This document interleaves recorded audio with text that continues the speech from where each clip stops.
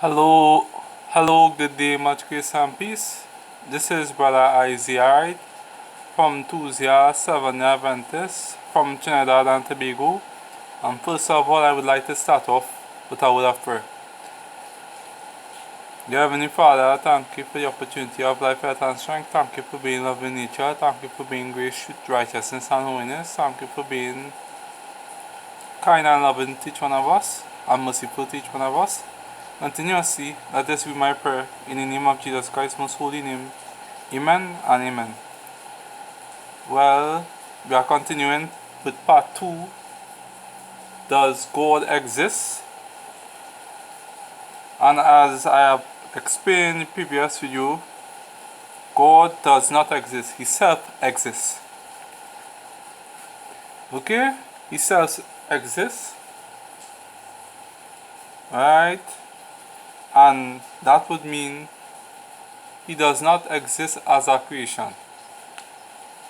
He's not the thoughts of man, where people lie and say that God is a figment of the imagination made up by man. If that is the case, that means man is God, because you make up something that is divine. So that means man intellect and mental powers is God.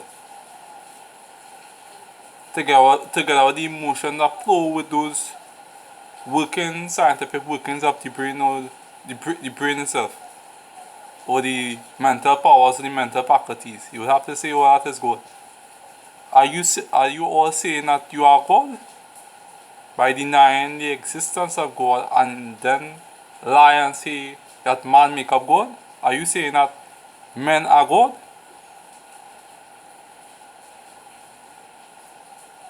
Right, so we are continuing. Right, and then after, the next point is, will that be referring to atheistical Scientology type of evolution or pantheism, which just shows that God exists,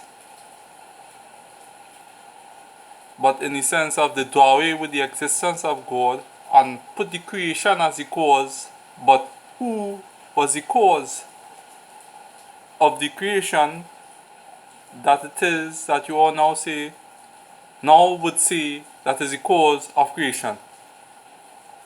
That is confusion, right? This is energy you are all are talking about, or the law of thermodynamics, where it is energy cannot be created nor destroyed, right? And it is the first law, then after the second law, eventually it destabilizes, and then after, well, it it bursts open, or it breaks loose from the container and then start to create. Alright, that is outer chaos. That is the second law of thermodynamics. And then after, the equation for energy now is a physics equation that is unknown to everybody. So it is that they will lie and say that something came out of nothing, or they will cover up and say that it is unknown as to who it is created. But all it is that you know that something came out of nothing, or something came out of energy, or all things came out of energy, or energy is God. So the unknown physics equation is the unknown God. Why are you all trying to trick us? Like, if energy is not God, in the sense of what you're saying, that energy is not God, but energy is what caused the creation, but unknown and hidden. That is confusion. Why are you all trying to chain us all up? This is energy you are all talking about. Right? That is known and not unknown and unmanifested, and you can't see it.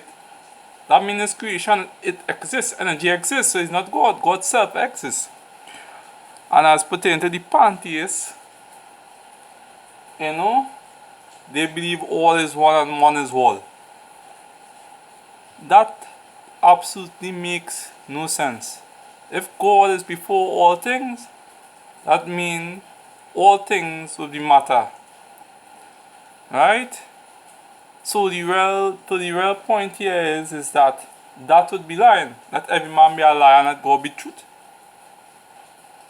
As to say all is one, one is all. Because if God is before all things, and then after God, you see God started to create by the word of his mouth. Meaning he doesn't have a mouth, but he's just using symbolism to show that God speak and everything came into existence. But then that is the point. Those things came after.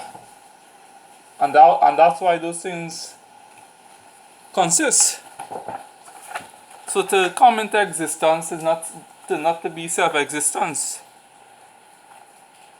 Self-existence does not mean to come into existence. God never came into existence. Okay? So the Hebrew word for that is, right? I'll read that statement first, right?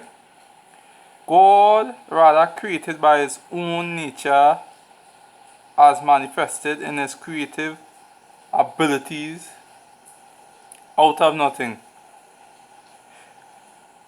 The Hebrew word is B-R-A, means to create out of nothing. Ex nihilo omnipile, out of nothing all things come.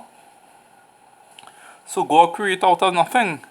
He's before all things are by him, all things consist. Right? So God self-exists. God wasn't created out of nothing. Because he had nothing out there that could create a self-existing mean. And to be self-existing is not to be self-created. You all atheists and Buddhists and Taoists or atheistical body grouping of religions, you all say by your own strength and by your own word. God doesn't though he's not a self-created God, he doesn't become a self-created God. He's not inherently a God. He's not energy. Or some vibrant Bible or some philosophical thought within the mind of man as God. Having man mind as God. Or man as divine.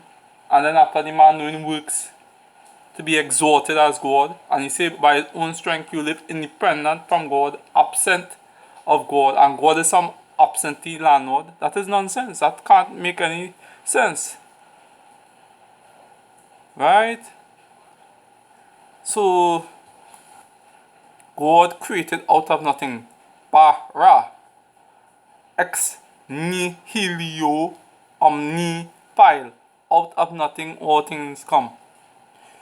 Okay, so we are continuing by the grace of God. So we are going back to God is God by nature. So that is seen in Galatians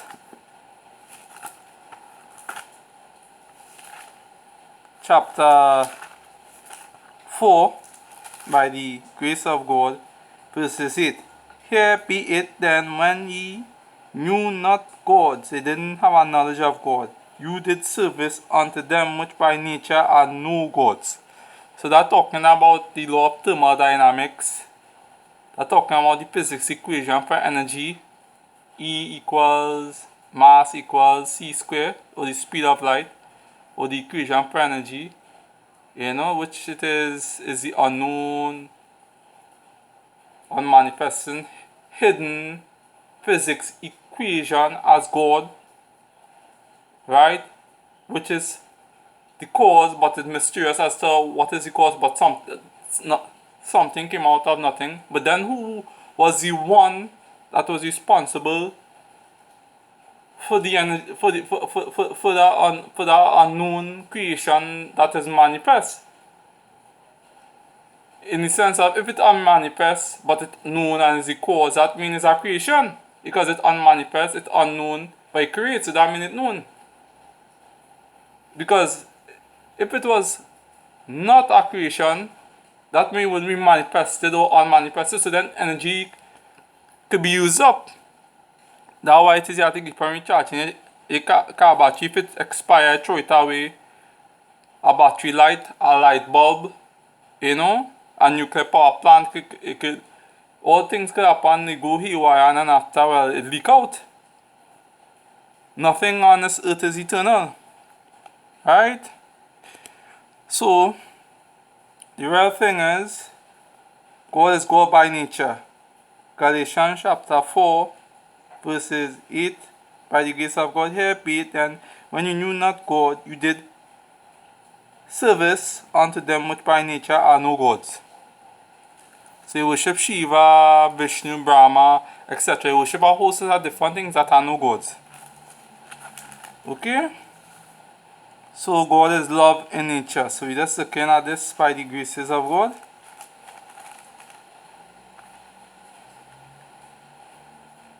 So we will read Ephesians chapter 5 verses 1 to 2. But therefore followers of the divine nature of God as their turn. Right? Walk in love, in the divine nature of love. God is God in nature. Right? God is God in nature, meaning a noun adjective. It is a name that describes the nature of deity. As Christ had also loved us and have given himself for us an offering and sacrifice to God for his sweet smelling savor. Christ is the way, the truth, and the life. That is not talking about the body form. That is talking about the one invisible, divine spirit, nature, love. Who is God? God is God. Who is God is glory. Who is God is will. Who is God is life. Who is God is creator. Who is God is savior. Who is God is eternal. Who is God is grace. Who is God is truth. Who is God is righteousness. Who self-exists within the mind of Christ, through knowledge. Man shall not live by bread alone, but by every word that proceeds out of the mouth of God. So the divine nature is love. But the man Christ is not love. His nature is not love. But love could dwell in the man Christ, right? Motivating him to keep the law of God. Here the whole conclusion of the whole matter. Fear God and keep his commandment. And the law is a law of love, showing the love in nature of God, which is the 10 points that I have just now shown. So God is love. He that loveth not knoweth not God, for God is love. We love him because he first loved us. So we will stop here and continue our part 3 by the graces of God.